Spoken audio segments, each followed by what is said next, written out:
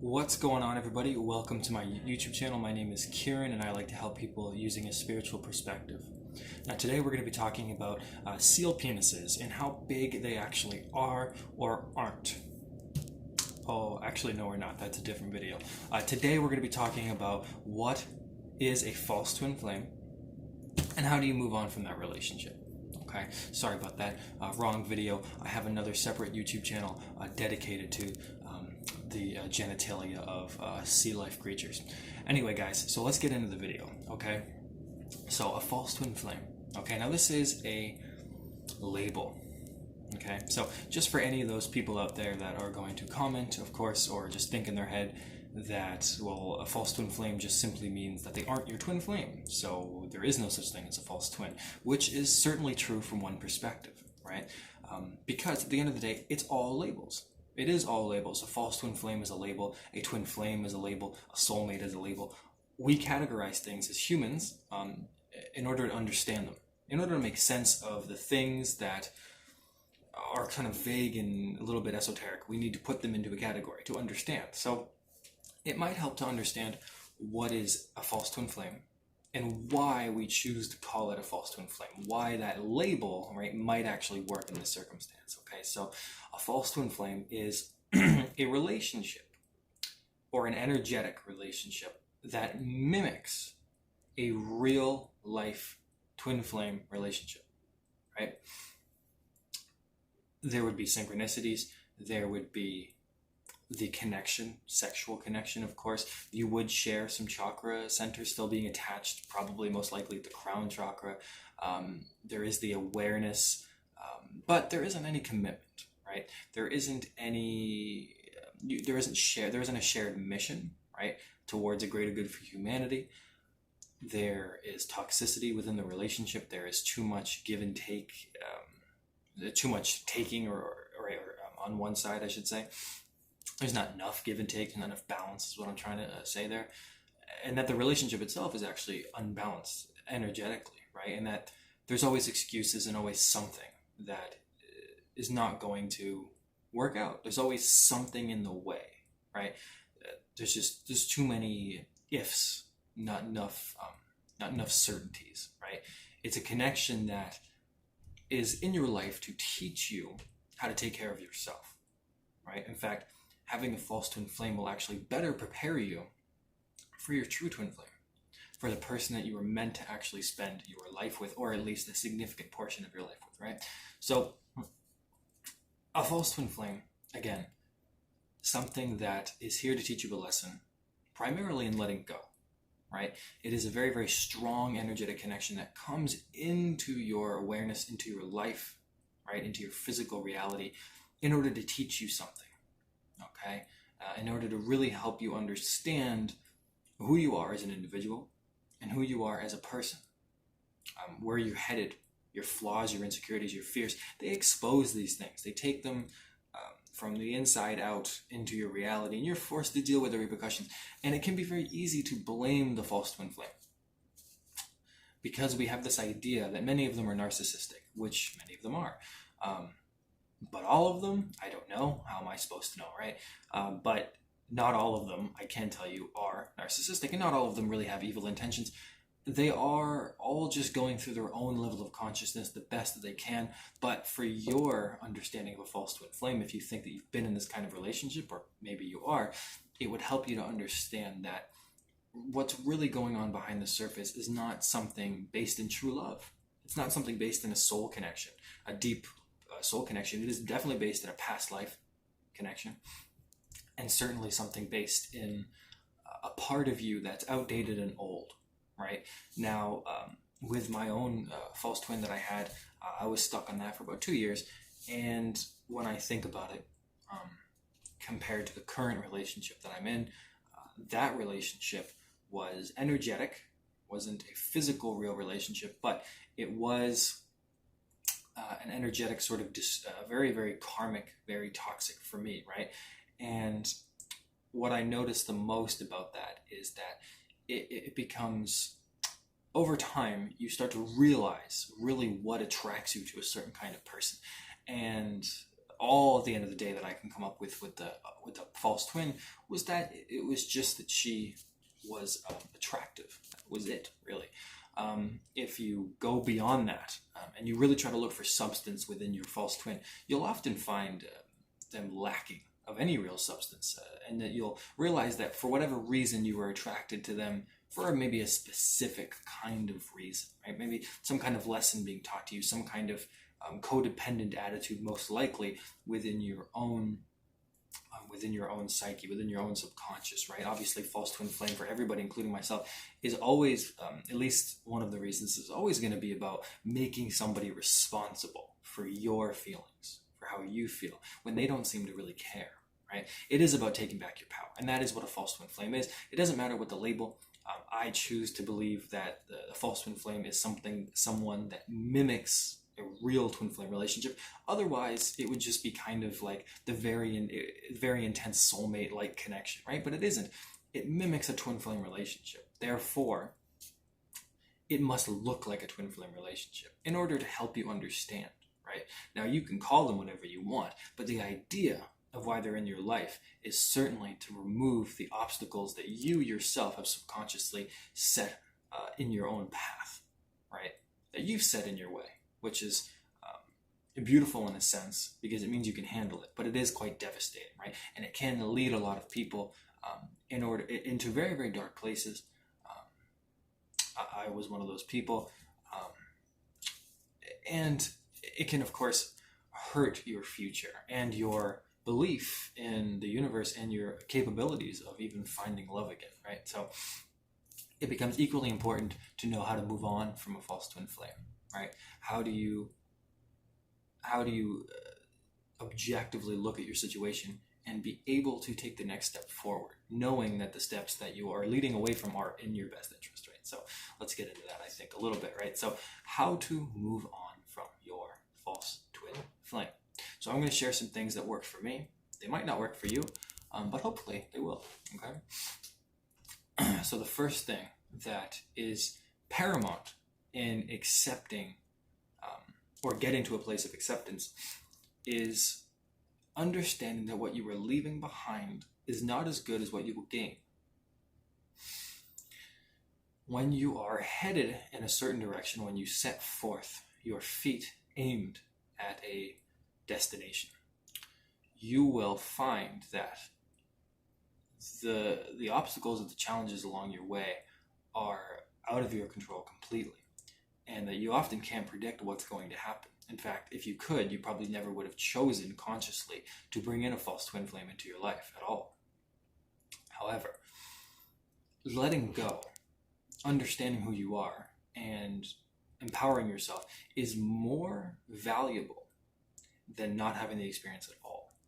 Okay, so keeping that in mind, by accepting where you're at, by accepting the fact that you've been duped, or that you yourself believed in something, rather than make it about you becoming a victim, somebody hurt you, or the universe played you, it's really about what you wanted to learn.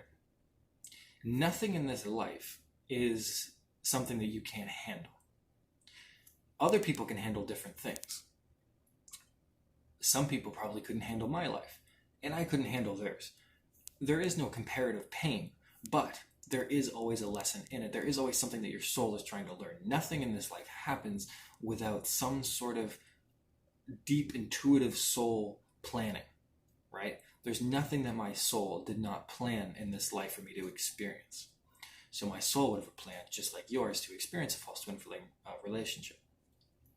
And in order to move on, you need that awareness. You first need that awareness. If you get to a place where you can understand that the relationship was something you chose, was something that you wanted to experience because you wanted to take back your power, because you wanted to have somebody in your life from a shared, probably past life, come back around to teach you that one final lesson, because in this lifetime, whether you've accepted it or not, you're awakening. That's different than your other lifetimes, and it's different than most people on the planet. The rules do not apply to you anymore because the rules are, quite frankly, bullshit. Something you may be learning in your own awakening process, right? So, acceptance of the situation. will help you move on. It will help you understand that the relationship itself is nothing more than a stepping stool to true love. Now, if you can understand that one simple fact, if you can bring that into your awareness, then everything else becomes quite easy. It just becomes a matter of persistence and time. And eventually you'll meet the one. Okay. Now, other examples of how to move on, more practical. Okay. More practical examples of moving on would be, which nobody wants to hear, meditation. Right? Meditation is the simple act of clearing one's mind so that new ideas and new expressions of yourself can come into the surface of your mind. If only you are willing to listen to yourself, all of the answers to your questions would present themselves to you quite quickly, and you'd be amazed at how the answers seem to come. Okay, meditation is a way of getting answers to your connection. For instance, if you don't know, if you haven't come into that awareness yet that I was talking about, meditation would help you come into that awareness. Simply, if you're trying to listen to someone, do you talk while you're listening? The answer is no. Now, you might do that, but that would just mean you're a bad listener. But if you really want to listen to someone, and take it from me, someone who's not a very good listener, you need to not talk. You need to shut your mouth, essentially. And when it comes to meditation, you need to shut your brain down, right?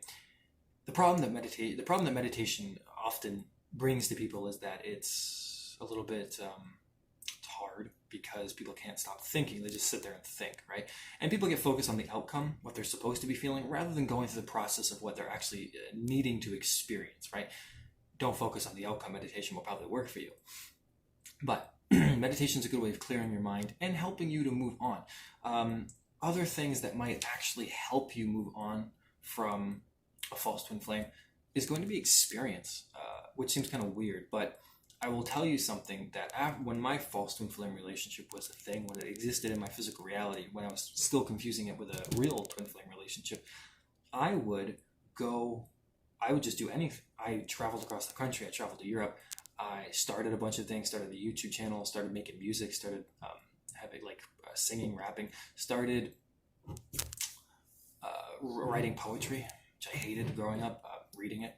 And I took on a bunch of other hobbies, and then even now I'm doing things that I never would have imagined I was doing before. I experienced life. I didn't say to myself, well, I guess I'm stuck in this kind of connection. I guess that there's nothing else really for me to experience. But that wasn't how my soul really wanted it to go, right? So I did go do all of those things. And if I had not done those things and stayed in the same exact place, in the same exact connection, in the same exact energy, I think I would be still the same, which is to say a vastly different person than I am now, right? And I don't want to be that person anymore, and I'm glad that I'm not, right? So experience is key. Now, this is going to be obviously going out and dating people. There isn't so much that you need to worry about when it comes to getting to know other people. We don't need to jump straight to the conclusion that getting to know other people means that you have to have sex with them. It just simply means that you're getting to know someone else, maybe of the same sex, just as friends, or of the opposite sex, right? Unless you are gay, in which case, all the good stuff to you. Just apply that where it fits. But experience is helpful. Even dating people, getting to know other people will actually help you, okay? Moving on from a false twin flame relationship is hard. It does take pain. It does take suffering. But it does happen when you choose and you realize that the relationship itself isn't as important as your happiness, right? And there is a question that you're going to want to ask yourself if you really want to, if you really want to move on from your false twin flame relationship. If you're struggling to do so, you might want to ask yourself this question: do I want a twin flame relationship, or do I want to be happy? Do I want to be in a committed relationship where I am free to be myself and I feel safe and loved? Or do I want to be in a twin flame relationship? Right? Now, the reason that I ask you to pose that question to yourself, and why I use twin flame as a specific word rather than false twin flame, is because the false twin flame mimics the twin flame relationship. So obviously you're thinking, well, my false twin must be my real twin. transcend the idea of labels, transcend the idea of false twin flames and soulmates and whatever, and all you are left with at the core is what you want and how you feel. If you do not feel good, secure, safe, happy, loved, trusted within a romantic or platonic relationship, of any kind of relationship, that relationship by definition is not for you. You don't need to call it toxic. It could be narcissistic. They could be the worst person on earth. They could like a white bark chocolate. But that's all victim things. Truth is, if something isn't for you, it's up to you to realize that. And so you ask yourself, do I really want a twin flame relationship? Meaning, do I really want this person to be my twin flame? Do I need them so much to be my twin flame that I can't possibly fathom a relationship with someone else that would actually make me happy? And that's the question you need to pose to yourself, because it will help. Okay, it helped me. To move on, other things that worked for me is simply realizing on a day-to-day basis that there is nothing that you can't handle. There's nothing that the experience would not be given to you if you were not ready for it, right? Things that come in that sort of energetic relationship, they bring up a lot of stuff, right? Again, like I mentioned earlier, a lot of fears, a lot of insecurities, a lot of pain, right? That stuff is coming up to be released. It's a sponge. You're cleansing yourself. So if you really want to remove yourself energetically from a connection, from a false twin flame, if you really want to get over that kind of relationship, that experience, it might help for you to focus on yourself. Now, that's such a cliche, pithy thing to say that I'm sure every kind of master and spiritually awakened person or psychologist or anybody of any sort of influence might suggest for your well-being, for your health, right? And there's a reason that they do that. Nobody really explains, I think, at least in an efficient way, what that means, but it is a good aspiring goal. But I'll tell you what I think taking care of yourself means. Okay? Taking care of yourself means, to me, that no matter what happens in your life, you know that you'll be okay. That is what taking care of yourself means, in my opinion. If you can get to a point in your life where if something was taken away from you, it would not affect who you are as a person, and that you would still remain grounded, then you have taken care of yourself, right? Here is, for instance, a bottle of Drakkar Noir, okay? Don't judge me. I've had it for years. If this was taken away from me or broken or something, and I dropped it and it broke, and I got really upset and it ruined my day, I might not be taking care of myself. If something as simple as this distorts my perfect reality to such a degree that I get upset, right? But this is just a Drakkar Noir, but there are people, of course, that do get attached to things, right? Of course, if my laptop broke down or my phone was dropped in the toilet, that would probably hurt me in some way, right? Because I need those things. But if I let it make me cry or spiral or scream or go into a rage, I'm not taking care of myself, right? So the idea about caring of yourself isn't to deny experiences to yourself, okay? You have a right to feel sad if, for instance, my phone or your phone did fall in the toilet, right? You have a right to feel sad. But if you started crying and screaming and going into a rage, then you're not taking care of yourself, right? So with a false twin flame relationship, they bring up all this stuff so that you can take care of yourself. And in order to take care of yourself, you needed that relationship to expose everything that you were not taking care of. Whether or not it's emotional, physical, taking care of yourself means taking care of every aspect of who you are. And if you take care of yourself, then you take care of others. And if you take care of yourself, then everything that you need and want will come towards you anyway. Everything is internal, and that affects the external. Right? So, moving on from a false twin flame relationship, it's hard. It's not easy. It takes some time. It takes willpower. It does take persistence and some sort of amount of discipline. But it helps to go out and experience things. It helps to go traveling. It helps to meet new people. It helps to discover yourself by trying new things, by taking more risks, by proving to yourself that you are important and powerful enough to do things on your own. Start spending more time by yourself. Yes, meditating, maybe deep breathing, maybe some kind of spiritual practice to help you connect to yourself on a daily basis. It doesn't have to be meditation. Meditation helps. Meditation is probably one day in the future going to replace things like running, or be equivalent to running. I don't know if you guys know this, but in the 50s, 1950s, before that, nobody was running. If you were running around the neighborhood, people would be like, who is chasing you? Right? But nowadays, it's like a normal thing. So meditation is probably going to take that kind of role as well. But anyway, having a spiritual practice will help you. Okay, that's kind of my point. Having something to ground you in your connection to yourself will always help you get over any significant trial in your life, because you're being connected to the source of why that's happening, right? And it's not there to punish you or because you're useless or you're garbage. I promise you, if you find yourself in a false twin flame relationship, no matter how much you feel like you are not worth anything, I promise you that you are absolutely worth more than you know. Not only are you worth something, but you're worth more than you know. And just a small inspirational aside to that. If you're like me and you believe that you have soul contracts with other people and that people come into your life to help you and teach you things, right, which I do believe and I think to be true, then you must also apply that to yourself and understand that you must have a reason to be in someone else's life as well, which makes you infinitely more important than you might think that you are, right? So anyway, guys, twin flame relationship, false twin flame relationship, transcend the idea of the label itself and ask yourself what it is that you feel. Do you feel happy in a connection, or do you feel like you are being drained of everything of who you are? Do you feel that way? And is it worth pursuing something beyond the current stagnant energy? Is it worth moving from one realm to another, knowing that this realm that you're heading into has everything that you want? Okay, guys, I'm going to end the video there.